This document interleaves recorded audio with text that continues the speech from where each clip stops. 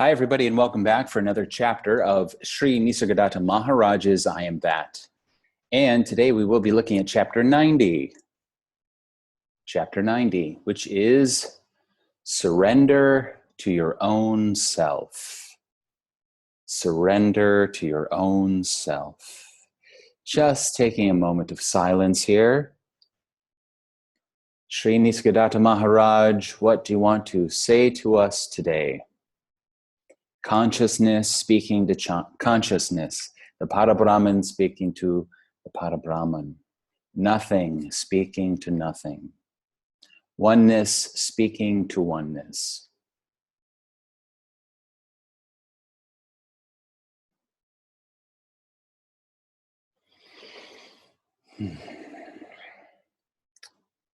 Okay. These 14 months at Sri Ramana Ashram, what did they give you? In what way are you different from what you were when you arrived there? I am no longer afraid. I have found some peace. What kind of peace is it? The peace of having what you want or not wanting what you do not have? A little of both, I believe. It was not easy at all. While the ashram is a very peaceful place, inwardly I was in agonies. When you realize that the distinction between the inner and outer is in the mind only, you are no longer afraid. Such realization comes and goes with me. I have not yet reached the immutability of absolute completeness. Well, as long as you believe so, you must go on with your sadhana, or spiritual practice, to disperse the false idea of not being complete. The false idea of not being complete. Sadhana removes the superimpositions. When you realize yourself as less than a point in space and time, something too small to be cut and too short-lived to be killed, then and only then all fear goes. When you are smaller than the point of a needle, then the needle cannot pierce you, you pierce the needle. Yes, that is how I feel sometimes, indomitable. I am more than fearless. I am fearlessness itself. What made you go to the ashram? I had an unhappy love affair and suffered hell. Neither drink nor drugs could help me. I was groping and came across some books on yoga. From book to book, from clue to clue, I came to Ramana Ashram. Were the same tragedy to happen to you again, would you suffer as much, considering your present state of mind? Oh no, I would not let myself suffer again. I would kill myself. So you are not afraid to die. I am afraid of dying, not of death itself. I imagine the dying process to be painful and ugly. How do you know? It need not be so. It may be beautiful and peaceful. Once you know that death happens to the body and not to you, you just watch your body falling off like a discarded garment. I am fully aware that my fear of death is due to apprehension and not knowledge. Human beings die every second. Human beings die and are born, I would imagine, every second. The fear and the agony of dying hangs over the world like a cloud. No wonder you two are afraid. But once you know that the body alone dies, and not the continuity of memory and the sense of I am reflected in it, you are afraid no longer. Well, Let us die and see. Give attention, and you will find that birth and death are one, that life pulsates between being and non-being, and that each needs the other for completeness. You are born to die, and you die to be reborn. Does not detachment stop the process? With detachment, the fear goes, but not the fact. Shall I be compelled to be reborn? How dreadful! There is no compulsion. There is no compulsion. You get what you want. You make your own plans and you carry them out. You get what you want. You are free to choose. You make your own plans and you carry them out. Do we condemn ourselves to suffer? We grow through investigation. And to investigate, we need experience. We tend to repeat what we have not understood. If we are sensitive and intelligent, we need not suffer. Pain is a call for attention and the penalty of carelessness. Intelligent and compassionate action is the only remedy.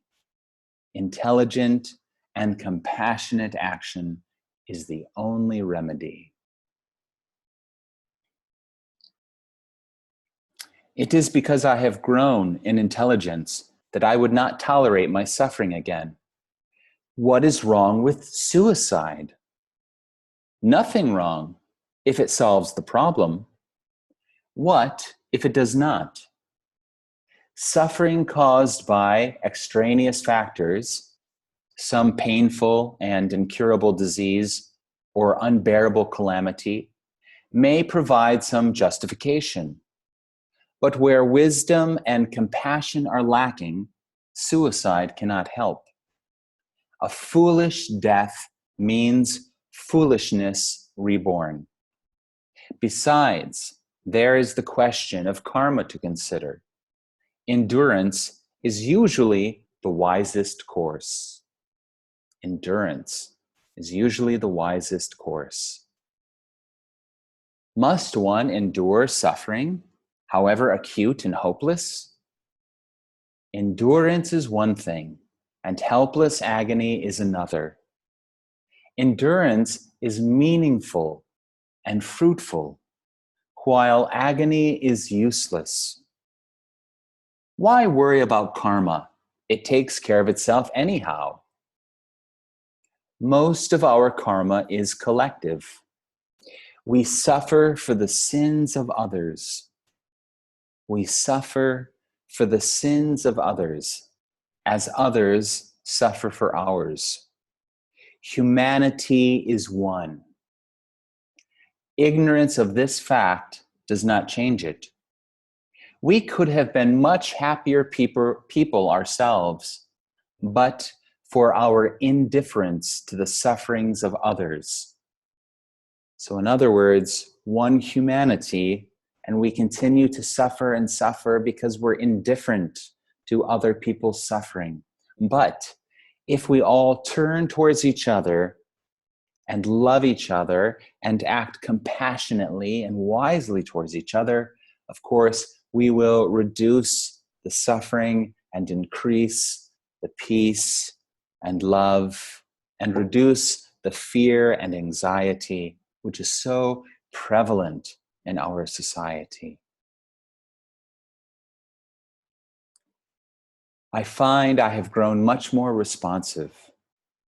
Good. When you say it, what do you have in mind? Yourself as a responsive person within a female body?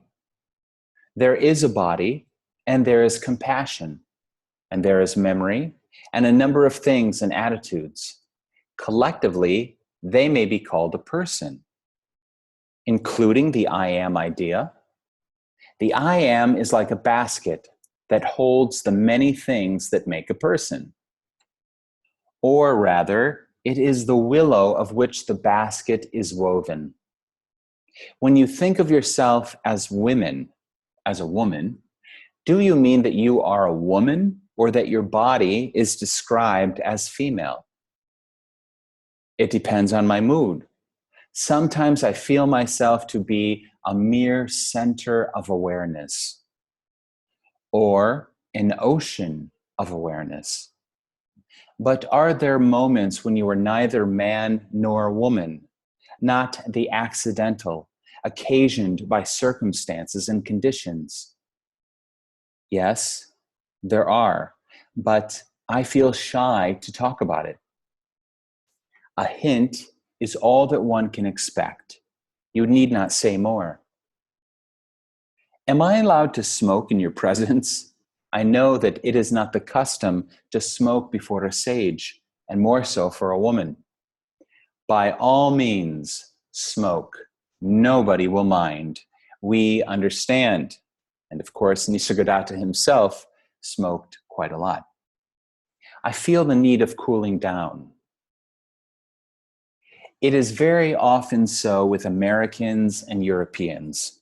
After a stretch of sadhana, they become charged with energy and frantically seek an outlet. They organize communities, become teachers of yoga, get married, write books, anything except keeping quiet and turning their energies within to find the source of the inexhaustible power and learn the art of keeping it under control.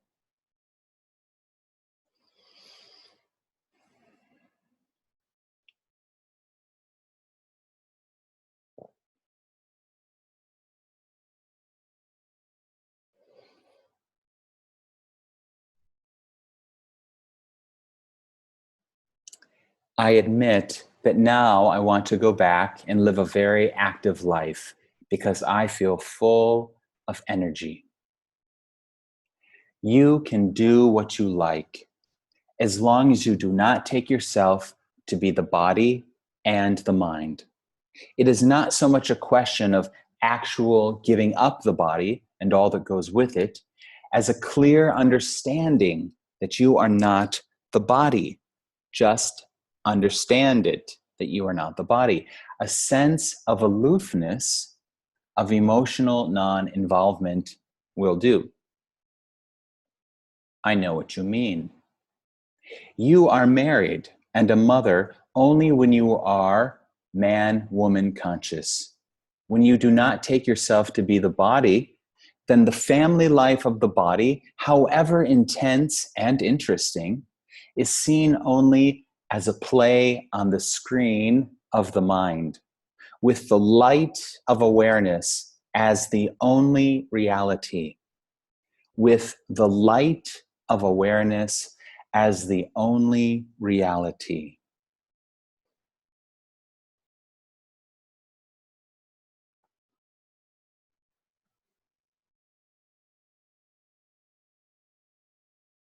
Why do you insist on awareness as the only real? Is not the object of awareness as real while it lasts? But it does not last.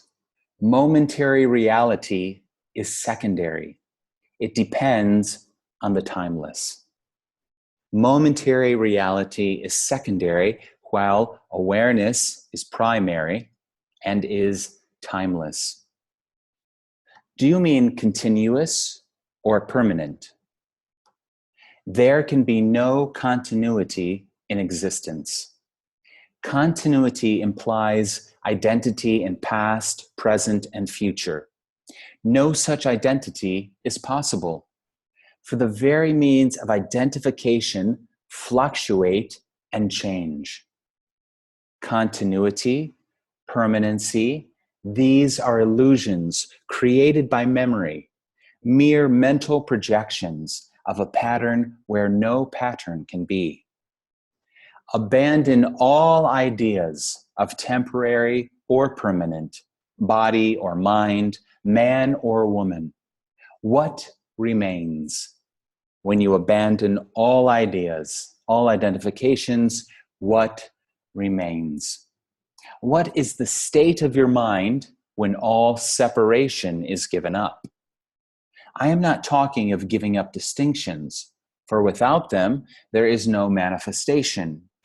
Nisargadatta says, yes, of course, there is great variety and difference, variety and difference, variety and difference, yet no separation.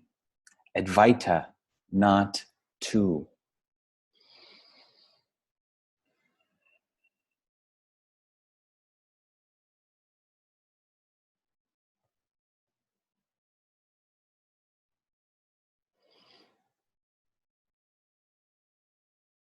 When I do not separate, I am happily at peace. But somehow I lose my bearings again and begin to seek happiness in outer things. Why is my inner peace not steady? I cannot understand. Excuse me. Peace, after all, is also a condition of the mind. Beyond the mind is silence. There's nothing to be said about it. Yes, all talk about silence is mere noise. Why do we seek worldly happiness, even after having tasted one's own natural, spontaneous happiness? When the mind is engaged in serving the body, happiness is lost. To regain it, it seeks pleasure. The urge to be happy is right, but the means of securing it are misleading, unreliable, and destructive of true happiness. Is pleasure always wrong? The right state and use of the body and the mind are intensely pleasant. It is the search for pleasure that is wrong. Do not try to make yourself happy. Rather, question your very search for happiness. It is because you are not happy that you want to be happy. Find out why you are unhappy. Because you are not happy, you seek happiness in pleasure. Pleasure brings in pain, and therefore you call it worldly. You then long for some other pleasure without pain, which you call divine. In reality, pleasure is but a respite from pain. Happiness is both worldly and unworldly, within and beyond all that happens. Make no distinction. Don't separate the inseparable, and do not alienate yourself from life. Excuse me. Dramatic finish. Do not alienate yourself from life. So there is one life, and you are that. Be with life, ease, grace, and flow, harmony. Flow with life, accept what is, accept, have equanimity towards pain and pleasure. Pain and pleasure are both experiences within this seemingly dualistic reality. So just go with the flow. Surrender, let go, and let God. Do not separate yourself from life. You are life. Life is living you. There is no doer. There is no person. There is no entity. Life has always been living you. So you've never made a bad decision or a wrong decision because you don't exist as a separate individual person. All there is this consciousness, divine, intelligent, creative, compassionate aliveness and consciousness. And it is what is moving. And yet it has the option, we could say, of resisting life. And when you resist, you suffer. When you accept, you flow and you have peace. So admittedly, it's a little bit easier said than done, But the truth is the truth, and that's the direction that we want to move towards, is one of acceptance and harmony with life. Now remember, if you don't like something, then also being honest about that is acceptance. So this is not about suppression. It's not about lying for sure. It's not about being dishonest with yourself. Not at all. Not at all. It's about being very honest with yourself. Can't think of the word right now, but very, very honest with yourself. Looking at everything, all the desires and the fears, the liking, the disliking, the pain, the pleasure. See it all, embrace it all, allow it all to come into conscious awareness. That is being harmonious with life. Allowing all of this seemingly, apparently dualistic experience to arise. So be honest with it, see it, talk about it, feel it, embrace it, watch it. Watch it, be aware of it, allow it to flow.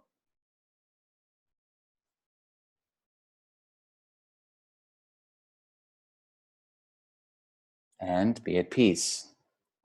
Or not, or don't be at peace. Doesn't matter. You are what you are, no matter what you are experiencing. If you are happy or unhappy, if you are in heaven or hell, you are what you are. You cannot not be what you are, which is awareness, beingness, consciousness, ABC. Love, unconditional love, Parabrahman, nothing appearing as everything, the absolute appearing as the relative. Yes, of course, these are just words that I'm speaking, concepts, pointers. You must go beyond the words. You must verify the words for yourself. You must find out what is true and what is false for yourself. No one can do it for you, not even the guru. It is your path, your life, your dharma, your destiny. To awaken to the truth, whatever that truth may be, you must find out and discover for yourself, by yourself.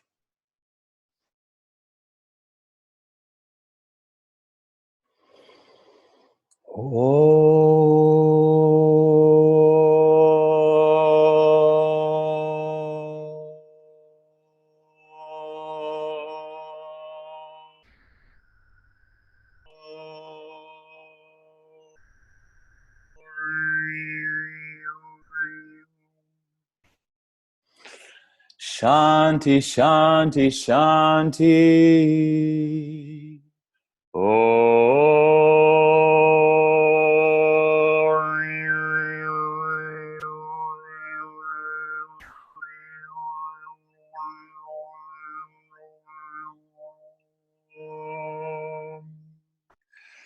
Peace, peace, peace. You are always being blessed by God. Simply tune into those blessings, the blessings of grace itself, just like a radio dial. Find that grace because it is present within you and all around you and as you. So find that grace, tune into that grace, receive the blessings. Don't block God's blessings. Don't be a martyr. Receive the love, be fueled by the love, be inspired by the love, and be set free by that love. In the space of unconditional love, everything melts and dissolves. Everything is accepted as is, without changing, without becoming. So be what you are.